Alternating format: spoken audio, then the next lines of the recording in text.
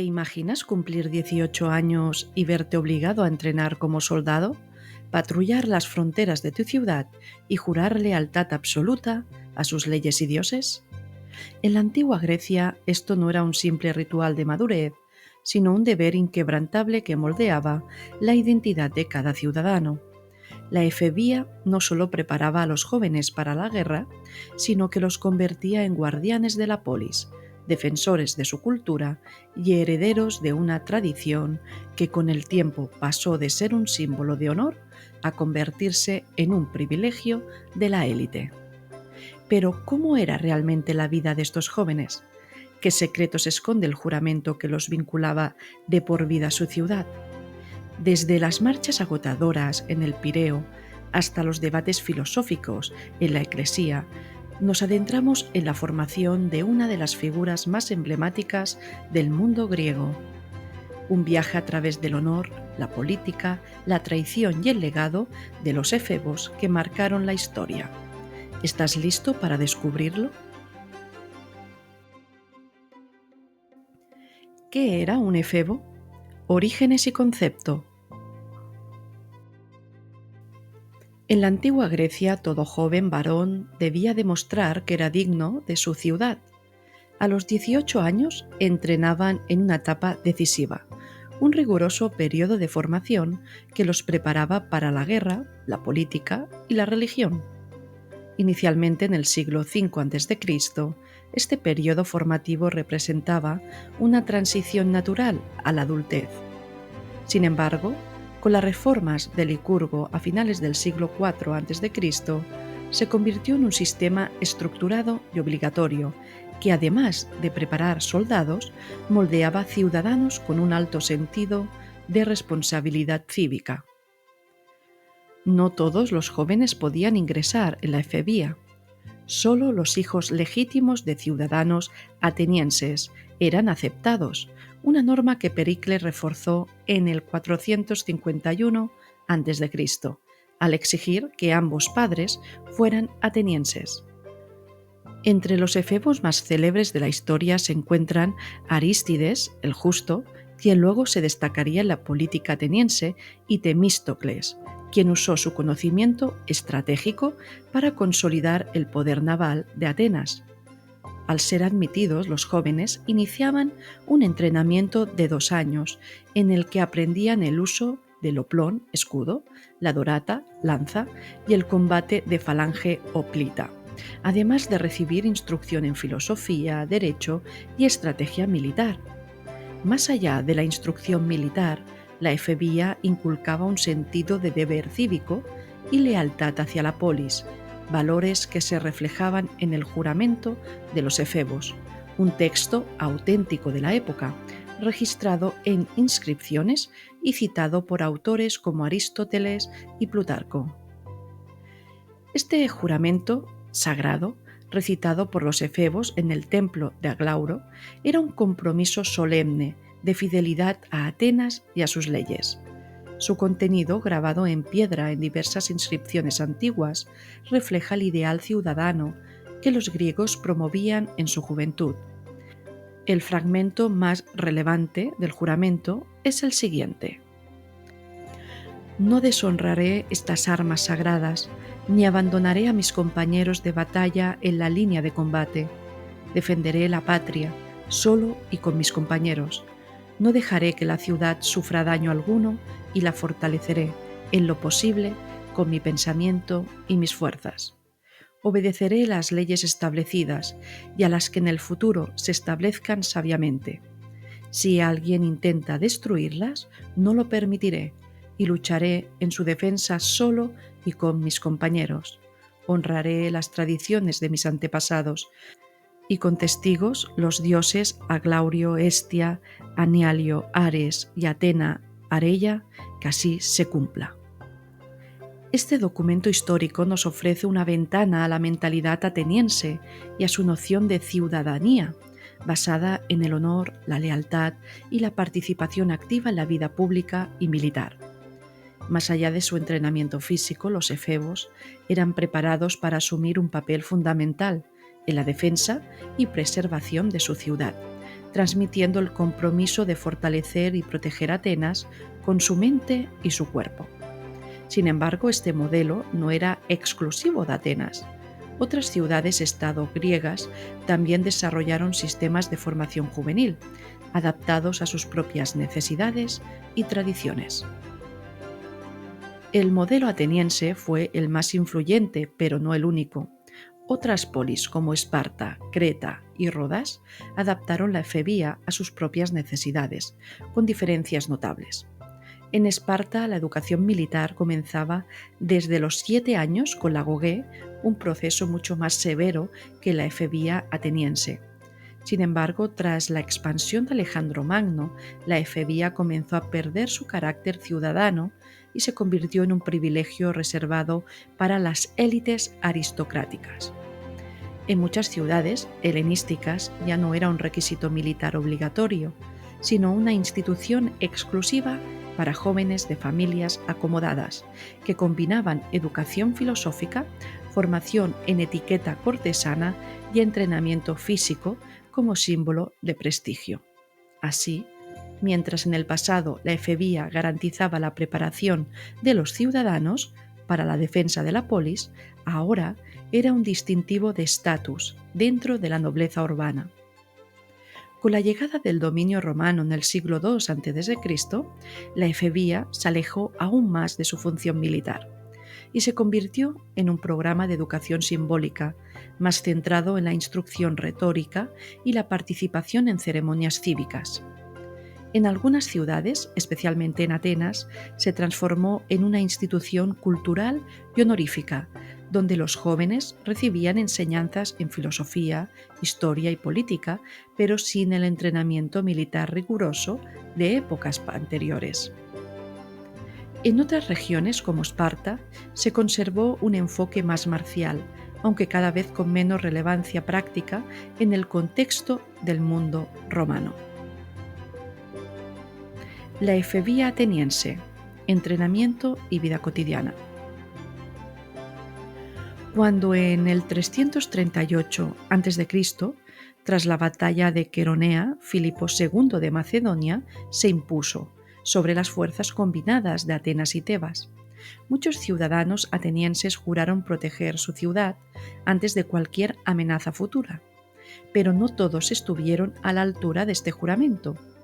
Un caso célebre es el de Leócrates, un efebo que en lugar de luchar o resistir, abandonó Atenas y huyó a Rodas, cuando se supo que Filipo marchaba hacia la ciudad. Años después fue acusado de traición y juzgado en la Eclesía. El orador, Lisias, lo denunció públicamente, afirmando que al huir había roto el compromiso sagrado de la efebía.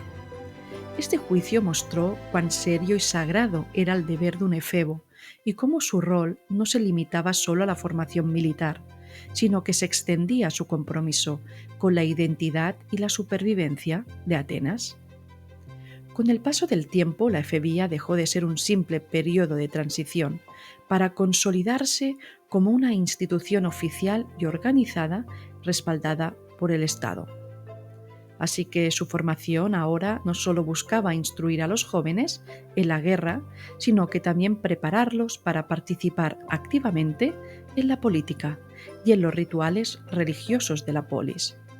Durante esta etapa, el Estado financiaba sus armas, vestimenta y alimentación, garantizando que todos, sin importar su riqueza, pudieran cumplir con su deber. El primer año de formación se centraba en el entrenamiento militar y para ello los jóvenes eran enviados al Pireo, el puerto de Atenas, donde se sometían a una rigurosa instrucción en el manejo de armas y estrategias de combate.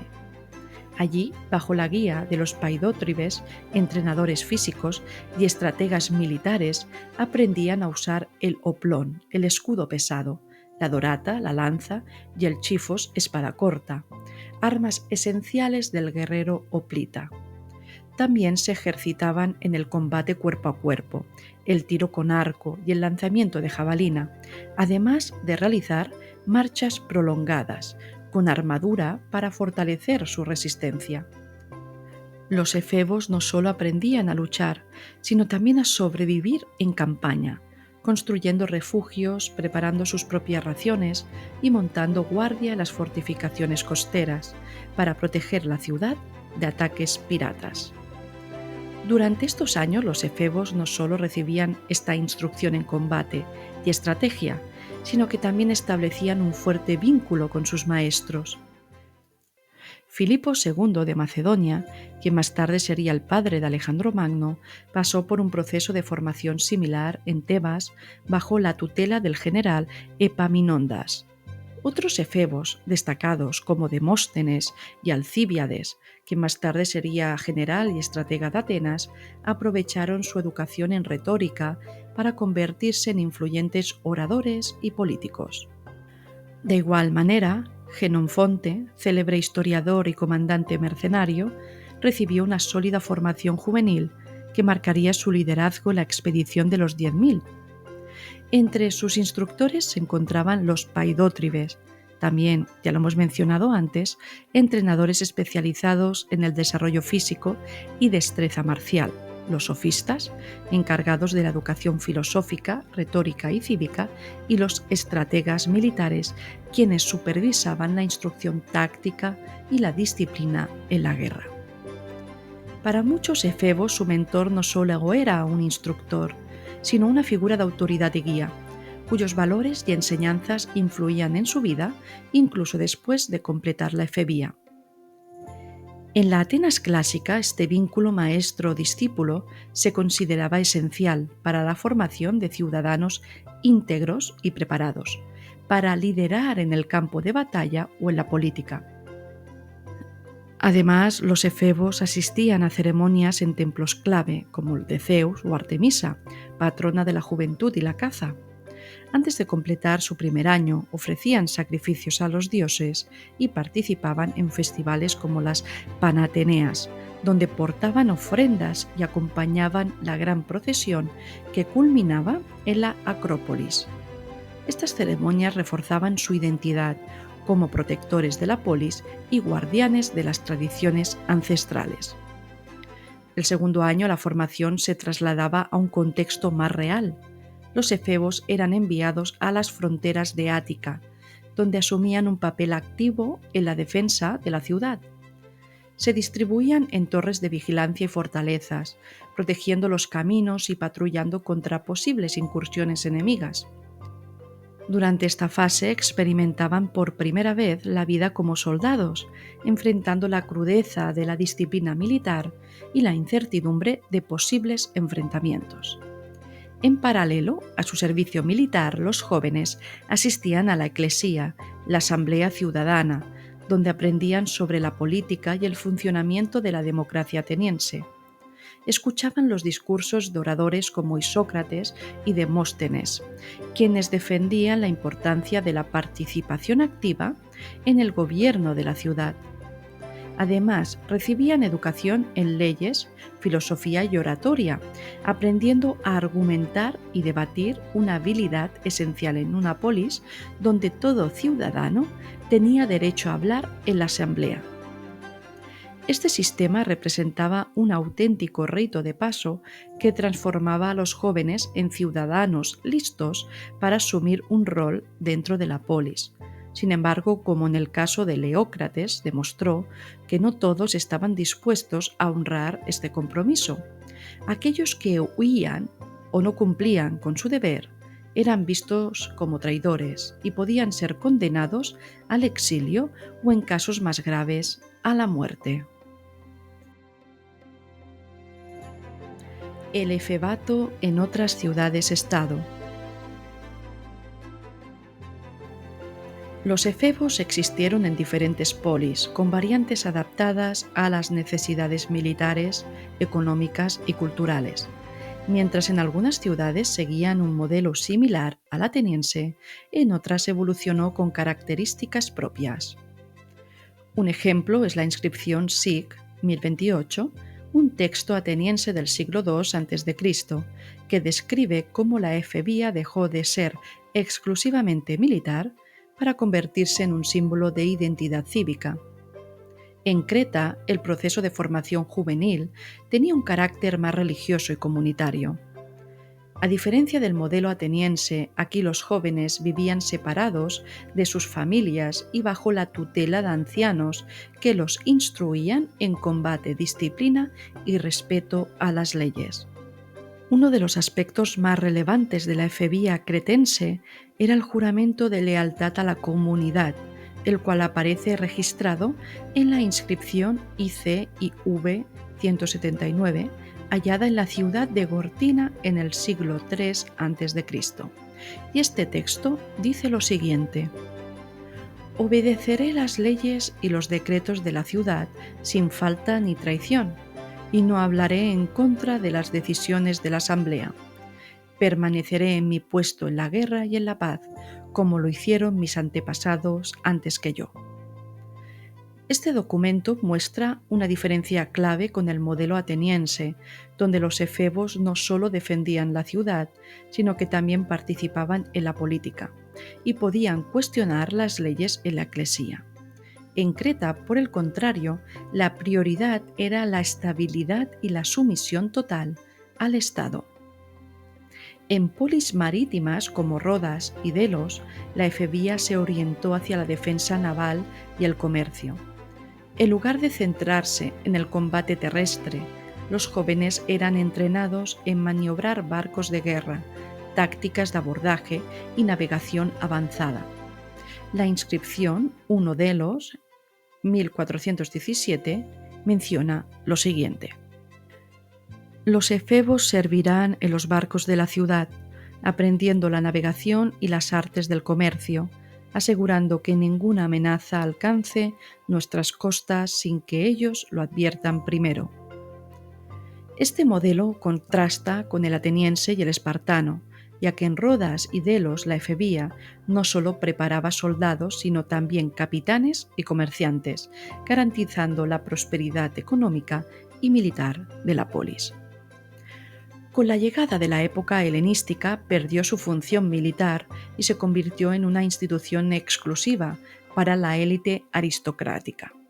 En ciudades como Alejandría, Antioquía y Pérgamo dejó de ser un requisito obligatorio para la defensa de la ciudad y pasó a convertirse en un rito de iniciación para jóvenes de familias nobles.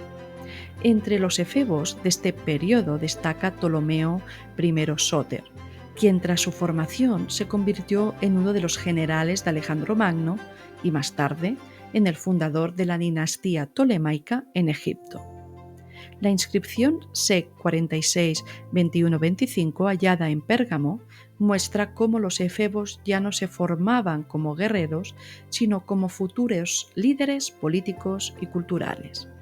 En este documento se menciona lo siguiente: los efebos, bajo la tutela del estratega, se dedicarán al estudio de las artes y la historia y presentarán sus conocimientos en las festividades anuales en honor del rey. Luego, este proceso de transformación se aceleró con la conquista romana de Grecia en el siglo II a.C. Con Roma al mando, la efebía perdió su propósito defensivo, ya que ahora la seguridad de las ciudades griegas recaía en las legiones romanas. En lugar de entrenar ciudadanos para la guerra, la efebía pasó a ser una institución académica y simbólica, utilizada más como un espacio de prestigio que como un verdadero cuerpo de defensa. En algunas ciudades como Esparta, la tradición del entrenamiento militar persistió por un tiempo, aunque con un carácter más ceremonial que funcional. Y lo podemos ver en la siguiente inscripción del siglo I a.C., que dice así: los efebos marcharán y realizarán los ritos de sus ancestros, recordando los días de la gloria espartana, aunque ya no haya batallas que librar. Y con la llegada del cristianismo y la transformación del Imperio Romano, los efebos finalmente desaparecieron, marcando el fin de una tradición que había definido la educación cívica y militar en la antigua Grecia durante siglos. Controversias y malentendidos sobre los efebos. Algunos documentos históricos sugieren que el vínculo maestro-discípulo podía ir más allá de lo educativo, generando interrogantes sobre la existencia de relaciones de patronazgo, favoritismo, incluso posibles vínculos íntimos entre los jóvenes y sus instructores. Uno de los textos que ha generado más controversia es el diálogo Banquete de Platón, donde Sócrates y otros comensales discuten el papel de la pederastía en la educación griega. Aunque el término moderno puede resultar chocante, en la antigua Grecia existía una relación conocida como paiderastia, un vínculo entre un joven, Erómeno, y un hombre mayor, Erastés, quien le servía de mentor. Aristóteles, en su Política, menciona que en Creta y Esparta estas relaciones formaban parte del proceso de formación de los jóvenes, mientras que en Atenas la relación entre los efebos y sus instructores estaba más regulada y vigilada. Un dato interesante registra un decreto del siglo IV a.C., donde se estipula que los estrategas y paidótribes debían mantener conductas honorables y ejemplar con los efebos, lo que señala la existencia de normas para evitar abusos o excesos en la relación entre maestros y discípulos. Otra pregunta que surge es: ¿honor o interés? En muchas ciudades-estado, los efebos dependían de la tutela de figuras de alto rango, lo que provocaba dinámicas de poder y posibles casos de favoritismo. Xenofonte, en su obra República de los Lacedemonios, menciona que en Esparta los jóvenes más prometedores eran seleccionados para recibir un trato especial de los maestros, lo que podía interpretarse como una distinción basada en méritos o en algunos casos en relaciones de conveniencia. Otra fuente que alimenta el debate es Plutarco, quien en Vida de Licurgo describe cómo en Esparta los adolescentes eran incentivados a formar lazos cercanos con hombres mayores, que los guiaban en su desarrollo. Plutarco dice que estos vínculos eran más de carácter moral y formativo, pero su ambigüedad ha llevado a distintas interpretaciones. Por otro lado, en Atenas, el decreto de Licurgo, en 335 a.C., establecía que cualquier ciudadano que intentara corromper a un efebo podía ser castigado con el destierro o la pena de muerte. Este decreto refleja la preocupación ateniense por preservar la integridad del sistema educativo y evitar abusos. A pesar de las normativas que regulaban la efebía, el tema sigue siendo debatido por historiadores. ¿Las relaciones maestro-efebo eran estrictamente educativas o había un trasfondo de favoritismo y dependencia? ¿Hasta qué punto la paiderastría jugó un papel en la efebía o fue un elemento exagerado por la literatura posterior? ¿Realmente existió una diferencia clara entre la efebía ateniense y la educación espartana en términos de relaciones de poder? Aunque no hay pruebas concluyentes de que todas estas relaciones fueran de naturaleza abusiva o desequilibrada, los documentos históricos parecen mostrar que la efebía no solo era un entrenamiento militar, sino también un espacio donde se forjaban alianzas, se consolidaban redes de influencia y se transmitían valores sociales, algunos de los cuales pueden parecer controvertidos desde una perspectiva moderna. Así, este tema sigue siendo un enigma de la antigua Grecia.